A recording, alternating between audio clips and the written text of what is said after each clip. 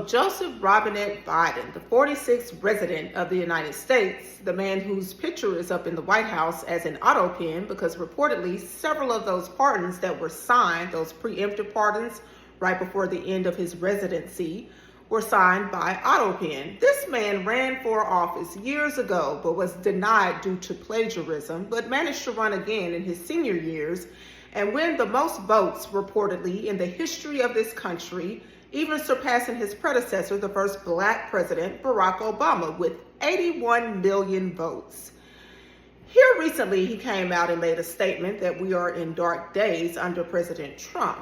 Sir, we were in dark days under your presidency where people couldn't even define what a woman was, where 5 and 6 year olds were being told they could determine their sex. Their parents were being gone after by the FBI because they were defiantly going against that. Also, you left the border wide open the entire time you were in office, which is the reason why we have this mess with illegal immigration right now.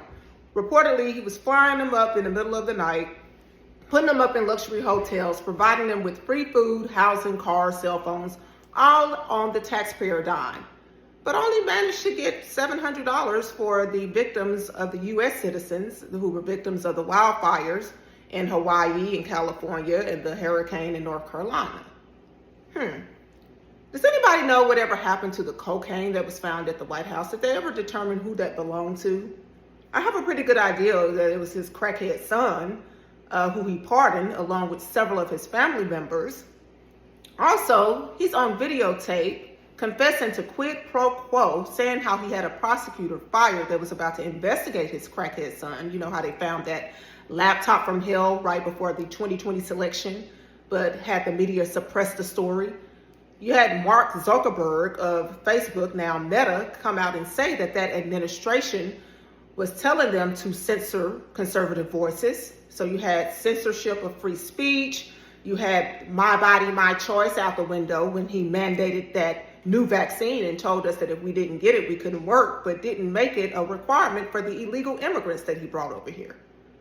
Also, he made several women and children feel very uncomfortable on stage, sniffing their hair and whispering in their ear. Just imagine if you can do that publicly, what you do private.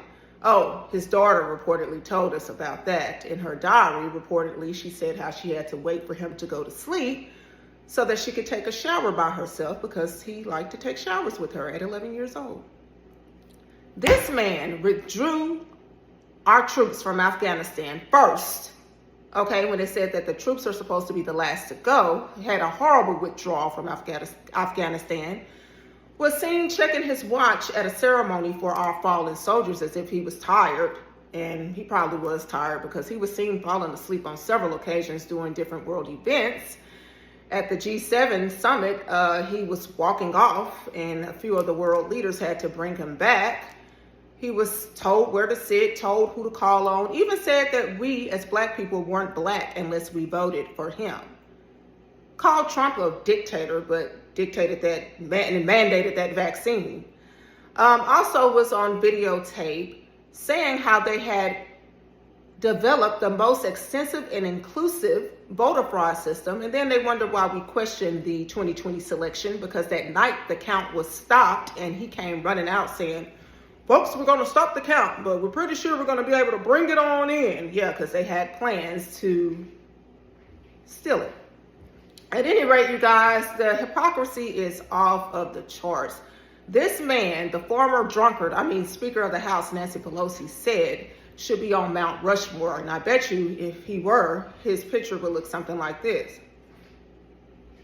Yeah. Okay.